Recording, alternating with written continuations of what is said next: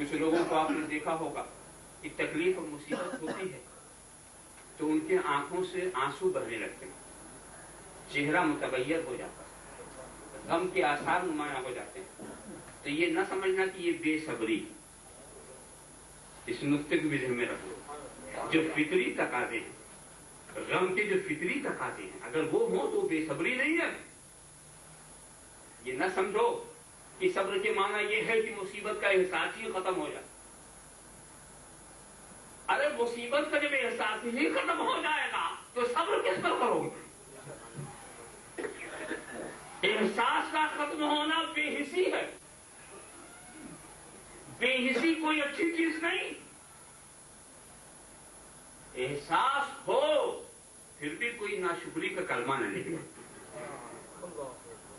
इसकी मिसालें बहुत मिलती हैं। साबिरीन की तो पूरी एक फेरिस्त है, और किसी जमाने में खवातीन भी सब्र और शुक्र का ऐसा मुजस्समा होती थी कि आज के दौर के मर्द भी उसकी मिसाल शायद ही पेश कर सके। देखिए वाकया याद करो कि सब्र करने वालों की ज़हनियत क्या होती है। वो सब्र ही नहीं करते, अपने अमल से दूसरे को साबिर बना देते। वो खातून का वाकया याद करो। एक ही फर्जंद 12 साल की उम्र में विशाल हो गया। बाप घर में मौजूद नहीं, वाकया निगारी मकसूद नहीं। साबिर माँ ने बेटे को चारपाई पर लिटाकर चादर उठाकर कमरे के दरवाजा बंद कर दिया। बाप को खबर नहीं, आसपास किसी को इत्तला नहीं। फिर बाप आता है तो घर में माहौल वैसे ही था, गम और अंदोह का कोई माहौल नहीं था। उस खातून ने हस्बे मामूल खाना पकाने का जो दस्तूर था, खाना खिलाने का जो अंदाज था, उसी के मुताबिक लाके खाना भी पेश कर दिया। अब उन्होंने खाना शुरू कर दिया बेफिक्री के साथ। अब वो खातून बैठती हैं, बांटती और अपने शौहर से एक मशवरा लेती कि एक बात मुझे आपसे पूछनी थी, बार बार मैंने सोचा मौका नहीं मिला, अगर आप कहें तो मैं पूछ लूं। कहा क्या?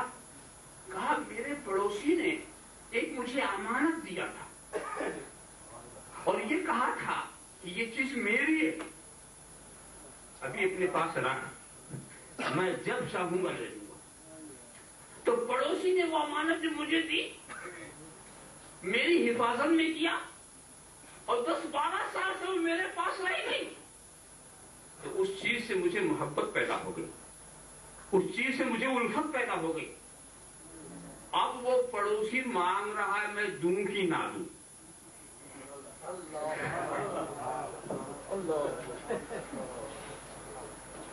तो शोहर ने समझाना शुरू किया कि नेक वक्त ये तेरी चीज नहीं, ये तेरी चीज नहीं, अरे उसी की चीज थी, अपनी मर्जी से उसने दिया, अपनी मर्जी से ले रहा, वापस कर दे।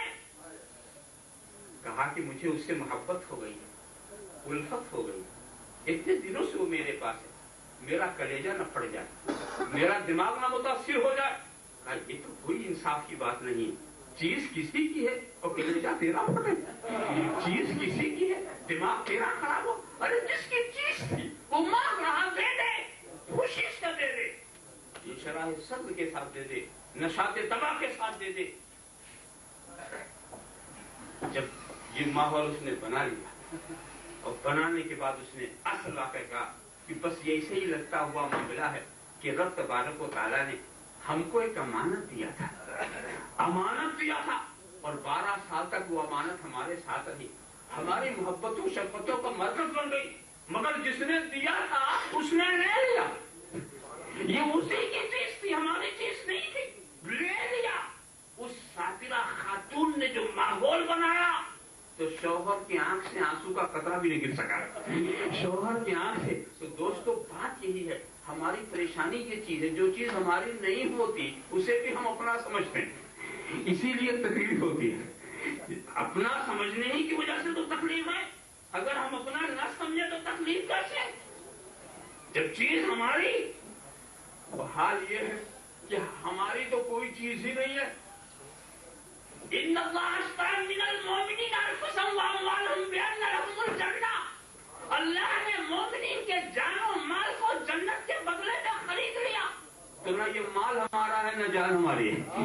نہ مال ہم اپنا جب تک سمجھیں گے تو نکلتے ہوئے دکھ ہوگا. جب خدا ہی کی چیز ہے تو خدا ہی کی راہ میں خرچ کر.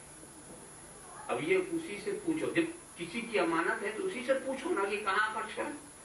امانت ہو کسی کی اور مرضی ہو آپ کی